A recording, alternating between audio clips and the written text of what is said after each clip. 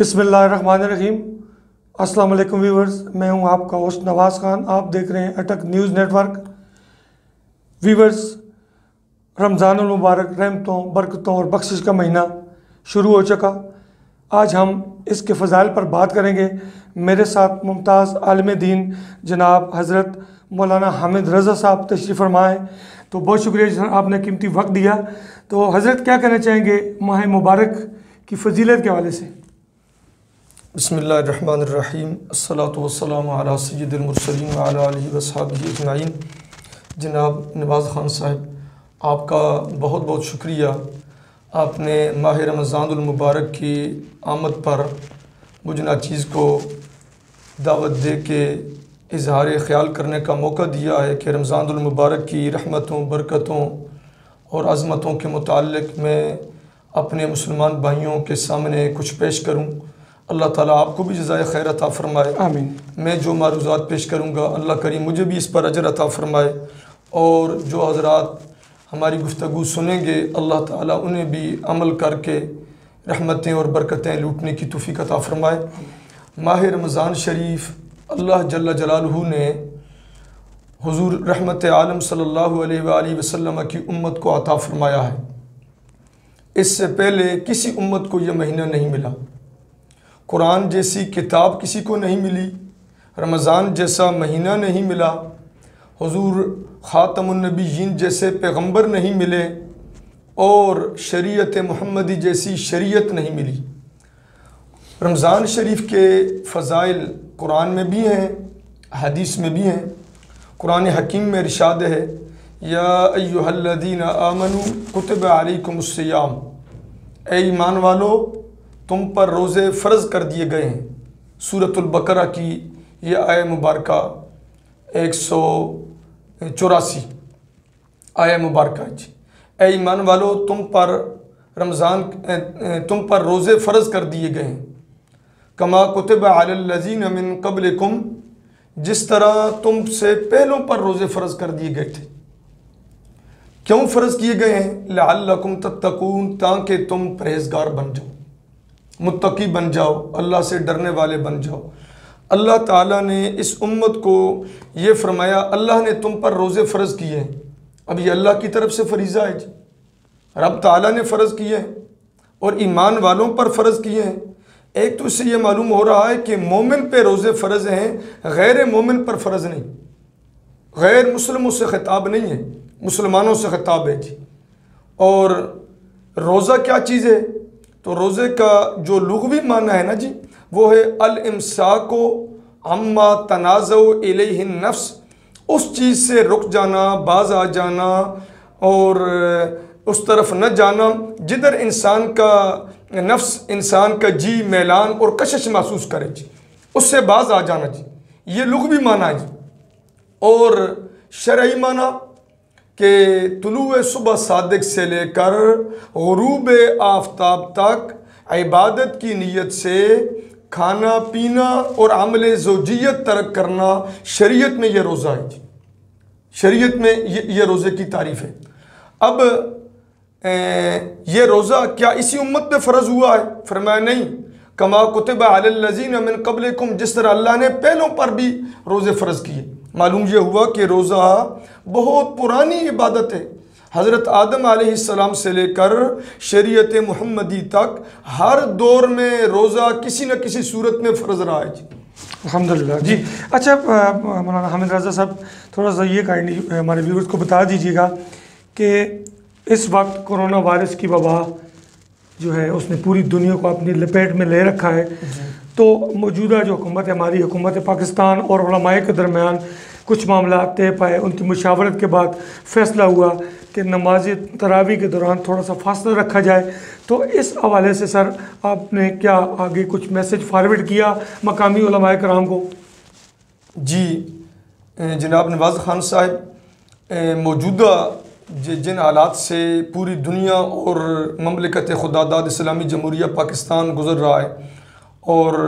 जिस वबा का शिकार है पूरी इंसानियत और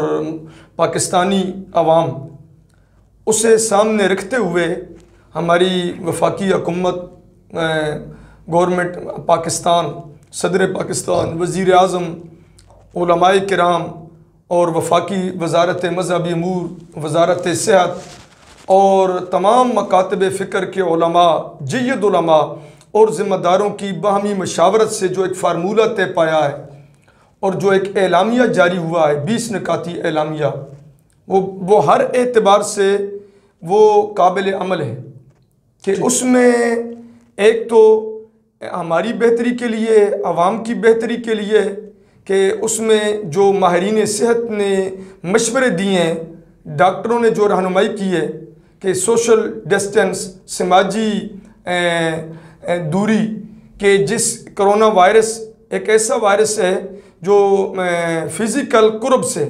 ایک دوسرے کے قرب کے سبب، وہ ایک دوسرے کے نزدیک ہونے سے، ہاتھ ملانے سے، معانقہ کرنے سے، مصافحہ کرنے سے وہ بیماری منتقل ہوتی ہے، تو اب اس سے بچنا ہے ماہرین سے۔ اچھا حضرت دیکھیں، ماہ رمضان المبارک میں اللہ کی کرم نوازی سے مساجد کی رونقیں جو ہے بحال ہو جاتی ہیں، ان میں اضافہ ہو جاتا ہے، تو موجودہ حالات کے تناظر میں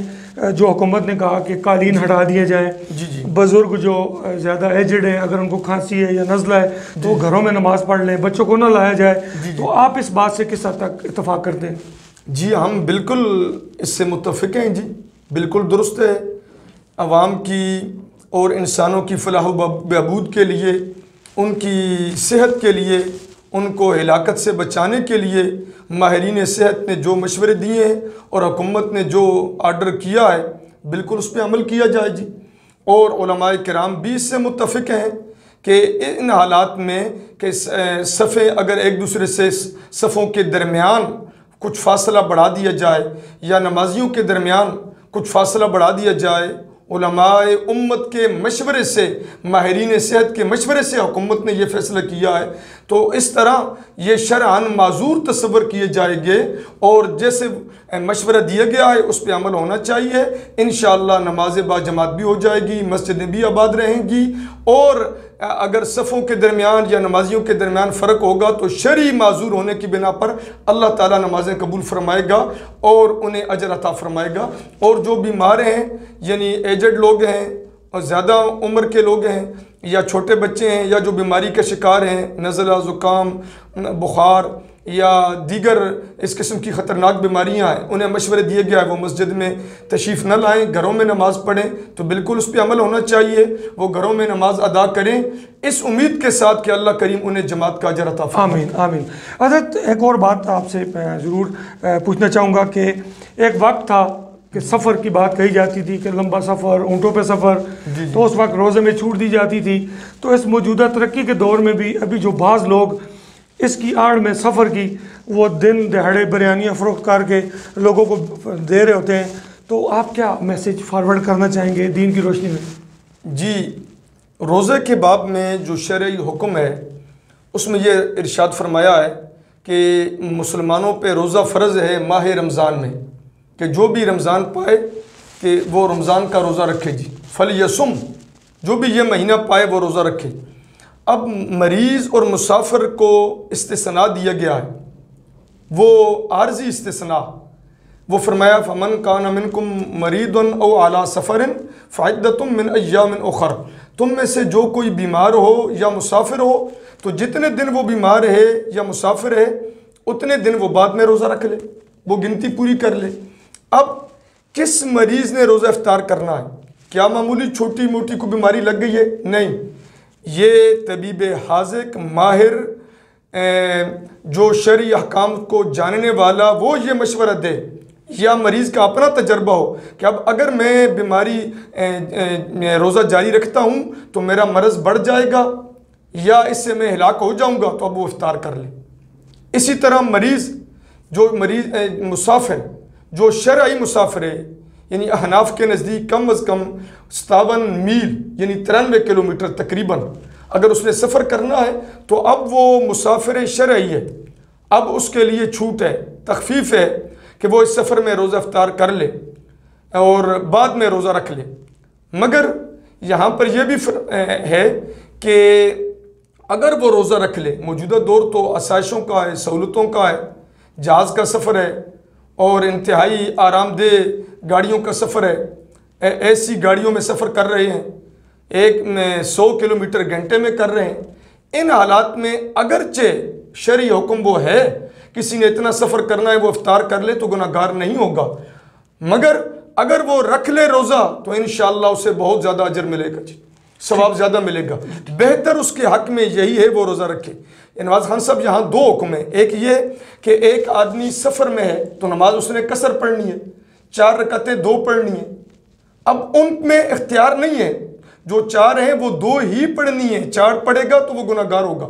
وہاں 2 ہی پڑھنی ہے۔ مگر روزے میں اختیار ہے کہ روزہ اس نے افطار بھی کر سکتا ہے، رکھ بھی سکتا ہے، اختیار ہے۔ اگر وہ افطار کر لے مسافر شرعی ہے تو ٹھیک ہے، گناہ گار نہیں ہے، مگر ان آسائش کی اتنی سہولتوں میں افطار کر کے رمضان جیسے عظیم روزے کی برکتوں سے وہ میرا بھائی اور بہن کیوں محروم ہو؟ وہ رکھے، اللہ تعالیٰ یہ خیر ہی خیر ہے، برکت ہی برکت ہے، اللہ تعالیٰ انہیں بہت سارا اجر عطا فرمائے۔ اچھا، ہمارے میل ویورز کے ساتھ ساتھ ہماری فیمیل ہماری جو بہنیں ہیں وہ بھی آپ کو سن رہی ہیں، تو کائنڈلی یہ بتا دیجیے کہ روزہ کی حالت میں ہماری جو مائیں بہنیں شام کے وقت جو افطاری تیار کرتی ہیں، سالن تیار کرتی ہیں، اس میں کتنی چھوٹ ہے کہ وہ اس کو سالن کو چیک کر لیں تاکہ نمک مرچ کی زیادہ جو کوانٹٹی اس کو چیک کر لیں، اس میں کتنی چھوٹ کتنی ہے دین میں ہمارے لیے؟ جی، اس باب میں جو شرعی حکم ہے وہ یہ ہے جی کہ کوئی خاتون جو امور خانہ داری سر انجام دیتے ہوئے، گھر کا کھانا تیار کرتے ہوئے وہ روزہ دار ہے اور کوئی دوسرا بندہ چکھ کے اسے بتانے والا نہیں ہے مرچ مسالہ نمک تیز ہے کیسا استعمال کرنا ہے، اور یہاں یہ بھی ہے کہ اس کا خاوند بدخلق ہے، وہ اگر خدا نہ خواستہ مرچ مسالہ نمک تیز ہوا تو وہ بدخلقی کرے گا، جھگڑالو قسم کا ہوگا، اب اسے یہ ڈر بھی ہے، ادھر وہ روزہ دار بھی ہے، کوئی دوسرا چکھ کے اسے بتانے والا بھی نہیں ہے، تو اس کے لیے یہ اجازت ہے کہ وہ چکھ لے، اتنا بس زبان سے لگائے، مرچ مسالہ نمک محسوس ہو جائے، اس کے بعد وہ نیچے گرا دے، اور اندر نہیں لے جانا، اگر اندر لے گئی وہ کھا لیا تو پھر اس سے روزہ فاسد ہو جائے گا، صرف زبان پہ رکھ کے تھوک دیا اور وہ چیز نکال دی تو اب جائز ہے، اس کے لیے اس کا روزہ ادا ہو جائے گا۔ ٹھیک، اچھا سر، ایک اور بات میں ضرور آپ سے پوچھوں گا کہ اس ماہ مبارک میں حقوق العباد کے حوالے سے بات کرنا چاہوں گا کہ اس وقت ہمارا دہڑی دار مزدور طبقہ کرونا وائرس کے بعد لاک ڈاؤن کے بعد شدید متاثر ہوا، تو کیا میسیج ویورز کو دینا چاہیں گے کو اپنے غریب نادار بھائیوں کا کس حد تک خیال کریں، اس میں ہمارا دین ہے کس حد تک وہ زور دیتا ہے، اس حوالے سے آپ کیا کہنا چاہیں گے؟ جی، موجودہ حالات میں جو صورتحال درپیش ہے کہ کرونا وائرس کے باعث لاک ڈاؤن ہے پورے ملک میں، اب آہستہ آہستہ کچھ اس میں آسانی کی جا رہی ہے، اور دیہڑی دار طبقہ یومیہ مزدور جو بیچارہ دن کو گھر سے نکل کے محنت مزدوری کر کے شام کو اپنے بچوں کا رزق روزی لانے والا تھا، وہ بدترین متاثر ہوا ہے جی، اور ہمارے پورے معاشرے اور سماج میں ایک بہت بڑا بحران آ گیا ہے جی، بہت بڑا بحران جی، اس میں کوئی شک نہیں کہ وطن عزیز کے مخیر حضرات جو مالی اعتبار سے ٹھیک ہیں، حکومت نے بھی بہت ساری مدد کی اور مخیر حضرات عام لوگوں نے بھی کی، اللہ انہیں جزائے خیر عطا فرمائے، مگر اس کے باوجود بہت سے لوگ متاثر ہیں، اور جو سفید پوش ہیں وہ ہاتھ پھیلا نہیں سکتے، وہ کسی کے سامنے اپنی وہ جو کیفیت ہے وہ بیان نہیں کر سکتے، تو ان حالات میں ماہ رمضان شریف میرے آقا فرماتے ہیں یہ صبر کا مہینہ ہے، یہ ہمدردی کا مہینہ ہے، یہ غمخواری کا مہینہ ہے، یہ رحمت کا مہینہ ہے۔ اس مہینے میں جہاں ہم روزے رکھ کے رب کی رحمتیں حاصل کریں، تراویح پڑھ کے قرآن کی تلاوت کر کے نماز پڑھ کے ذکر اذکار کر کے وہاں اپنے غریب حقدار مستحق مظلوم مجبور بھائیوں اور بہنوں کی مدد کر کے بھی بہت سارا اجر عظیم حاصل کریں جی۔ ہمیں چاہیے کہ ہم اپنے دائیں بائیں اپنے پڑوس میں محلے میں رشتہ داروں میں اپنے قریبیوں میں لوگوں کو تلاش کریں جو سفید پوش ہیں، ہاتھ نہیں پھیلاتے، ان کی عزت نفس کا خیال کرتے ہوئے انتہائی رازدارانہ طریقے سے بڑے ہی خوبصورت انداز میں کسی کو پتہ بھی نہ چلے انہیں بھی بلکہ پتہ نہ چلے اس انداز اپنائیں، انشاءاللہ تعالی اللہ کریم بہت بڑا اجر عطا فرمائے گا۔ ٹھیک، اچھا سر، میں روزے کے حوالے سے بات پھر کرنا چاہوں گا آپ سے کہ روزے کی حالت میں اگر 2-3 گھنٹے رہتے ہوں،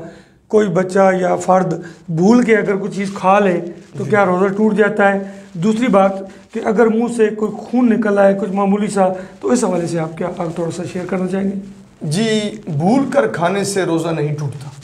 بھول کر کھانے سے روزہ نہیں ٹوٹتا جی، کہ حضور فرماتے ہیں جس نے بھول کے کھا لیا یا پی لیا وہ اپنا روزہ مکمل کرے، اللہ تعالیٰ نے اس کی مہمان نوازی فرمائی جی۔ رہی بات منہ سے خون نکل آیا، اور اب منہ سے اگر خون نکلا ہے تو اس نے وہ خون باہر گرا دیا ہے، اندر نہیں گیا، تو اس سے روزہ نہیں ٹوٹے گا۔ یا کہ آ گئی، اس کی کیا لمٹ ہے، کہ کی الٹی کی؟ جی اس میں پھر جی اس میں مختلف ہیں جی، کہ کی صورتیں مختلف ہیں۔ بعض حضرات نے فرمایا ہے کہ منہ بھر کے ہے تو منہ بھر، اور خود کے آئی ہے تو اس سے نہیں ٹوٹے گا، کہ کی ہے تو ٹوٹے گا جی۔ ایک اور بات بھی بعض لوگوں میں اویئرنیس نہیں ہوتی کہ وہ اگر بیمار بھی ہوں تو انجیکشن نہیں لگواتے، تو کیا جو رگ کے اندر انجیکشن لگایا جاتا ہے اس سے روزہ ٹوٹ جاتا ہے؟ انجیکشن کے جو معاملہ ہے جی، انجیکشن لگانے کا اور ڈرپ لگانے کا، یہ ایک اس میں اختلاف ہے علماء کا جی، اس میں علماء کا اختلاف ہے، اور دونوں طرف دلائل ہیں۔ ہمارے نزدیک اور ہمارے اساتذہ کے نزدیک وہ یہ ہے کہ انجیکشن لگانے سے یا ڈرپ لگانے سے اور کوئی بھی ہو، ڈرپ اور انجیکشن سے روزہ ٹوٹ جاتا ہے جی۔ دوسری طرف بھی ہیں، کچھ حضرات کہتے ہیں نہیں ٹوٹتا، مگر ہمارے نزدیک انجیکشن ڈرپ لگانے سے روزہ فاسد ہو جاتا ہے، اس سے اجتناب کیا جائے اس دوران جی۔ اچھا دوسرا سر، میں آپ سے بات کرنا چاہوں گا کہ ماہ مبارک میں نے کہا کہ مساجد کی رونقیں الحمدللہ بحال ہو جاتی ہیں، تو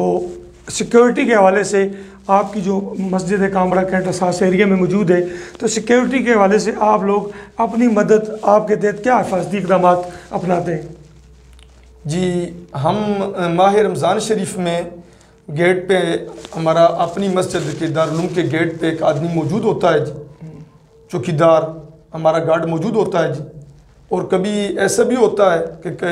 جب نمازی اندر مکمل ہو گئے، جماعت کھڑی ہو گئی، اب یہ یقین ہو گیا کہ آنے جانے والا کوئی نہیں ہے، تو کئی بار گیٹ بند بھی کر دیتے ہیں جی،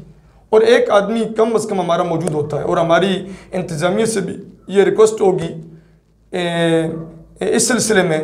کہ ہمیں گارڈ فراہم کیا جائے، چونکہ ہماری مرکزی جامع مسجد دارالعلوم ہے، اور اس دارالعلوم کا اس پورے علاقے میں اس کا کی ملی دینی علمی اسلامی خدمات ہیں، اور یہ مرکز ہے، اس لیے اگر دائیں بائیں جن مساجد میں نمازیوں کی تعداد کم ہوتی ہے وہاں اگر نہ یہ گارڈ فراہم کر سکیں تو کم از کم یہاں ہماری ضرورت ہے، چونکہ ہم برلب سڑک بھی ہیں، مین روڈ پہ بھی ہیں، آبادی مارکیٹ قریب ہے، اور مرکز بھی ہے، دارالعلوم بھی ہے، نمازیوں کی بھی زیادتی ہوتی ہے، اس دفعہ تو حالات کچھ اور ہیں، تو گارڈ ہمیں ملنا چاہیے۔ اچھا سر، اب میں نے پہلے بھی گزارش کی کہ علماء کرام اور حکومت کے درمیان مشاورت کے بعد 20 نکات پہ اتفاق ہوا، تو جو لوگ بلا وجہ اس موجودہ حالات کے تناظر میں تنقید کر دیتے ہیں، تو آپ کیا میسیج دینا چاہیں گے ان لوگوں کو؟ جی اس طرح ہے جی کہ اس باب میں ہر ایک کا اپنا نقطۂ نظر ہے، ہر ایک کا اپنا انداز نظر ہے، ہر ایک کی اپنا طریقہ کار ہے، وہ اس انداز سے سوچتا ہے اور بات کرتا ہے۔ ہمارے نزدیک چونکہ گورنمنٹ نے جو 20 نکاتی ایک اعلامیہ جاری کیا ہے، متفقہ ایک جو معاہدہ طے پایا ہے، تو وہ چونکہ اس میں گورنمنٹ، وزارت مذہبی امور، وزارت صحت اور اسلامی نظریاتی کونسل کے چیئرمین اور وفاقی وزارت مذہبی امور کے وزیر علامہ ڈاکٹر نور الحق قادری صاحب، رویت ہلال کمیٹی کے چیئرمین مفتی اعظم پاکستان علامہ مفتی منیب الرحمان صاحب، تمام مکاتب فکر کے جید علماء کے متفقہ طور پہ چونکہ یہ 20 نکاتی ایک اعلامیہ جاری ہوا ہے، تو بہتر یہی ہے کہ اپنے معاشرے کو بچانے کے لیے، یکجہتی قائم رکھنے کے لیے، ملک و ملت کی بہتری کے لیے، اس سے اختلاف کرنے کی بجائے، اس پہ تنقید کرنے کی بجائے، اور اس اتحاد کی فضا کو پارا پارا کرنے کی بجائے اس سے متفق ہوں، تاکہ رمضان شریف کی رحمتیں برکتیں بھی حاصل کی جا سکیں، اور شرعی احکام پہ عمل بھی ہو، مساجد بھی آباد رہیں، اور اتحاد کی فضا بھی قائم رہے۔ جی مولانا حامد رضا صاحب، اس وقت کورونا وبا پہ پھر بات ہوگی کہ پوری دنیا، جی چاہے پاکستان ایروناٹیکل کمپلیکس کامرا کی بات ہو، ایئر فورس جتنی بھی فورسز ہیں ہماری ان کی ہو، چاہے مخیر حضرات ہوں، اندرون بیرون ممالک، سیاسی سماجی شخصیات، تاجر برادری، انہوں نے اس مشکل گھڑی میں بڑے دل کھول کر عطیات دیے، اپنے بھائیوں کی مدد کی، راشن بھجوایا، تو ان کی حوصلہ افزائی کے حوالے سے سر آپ کیا کمنٹس کرنا چاہیں گے؟ جی، اس مشکل وقت میں حکومت ہو، ہمارے پی ایس سی کامرا ہو، یا کینٹ بورڈ کامرا ہو، یا دیگر فلاحی تنظیمیں، وفاقی گورنمنٹ، صوبائی گورنمنٹ، ڈسٹرکٹ لیول پہ، یا اور تنظیمیں جو یہ فلاح و بہبود اور خدمت کا کام کرنے والی ہیں، جماعتیں، مذہبی، سیاسی، دینی، سماجی، یا وہ شخصیات جو بیرون ممالک میں الحمدللہ جو بیرون ممالک میں ہمارے اوورسیز پاکستانی جو ہیں، جنہوں نے دل کھول کے عطیات بھیجے ہیں، وطن عزیز کے مجبور، معذور اور دیہڑی دار مزدور طبقہ کی مدد کی ہے، اللہ کریم ہمیں یقین ہے اللہ تعالیٰ انہیں بہت بڑا اجر عطا فرمائے گا، اور ہم ان کے لیے دعا گو ہیں، اللہ تعالیٰ ان کے جان، مال، رزق، ایمان میں برکتیں عطا فرمائے، اور دنیا اور آخرت کی آسانیاں انہیں نصیب فرمائے، اور انہیں مزید اسی طرح دل کھول کے غریبوں اور حقداروں کی مدد کی توفیق عطا فرمائے۔ جی ویورز، یہ تھے ہمارے ساتھ آج ممتاز عالم دین حضرت مولانا حامد رضا صاحب، جو ماہ مبارک کے حوالے سے انتہائی پیاری گفتگو شیئر کر رہے تھے۔ میری آخر میں رب کریم سے دلی دعا ہے کہ وہ اس ماہ مبارک میں ہمیں برکتیں سمیٹنے کی توفیق دے۔ انہی الفاظ کے ساتھ مجھے اور میرے مہمان گرامی کو دیجیے اجازت۔ آئندہ پروگرام میں دوسرے موضوع کے ساتھ حاضر ہوں گے۔ خدا حافظ۔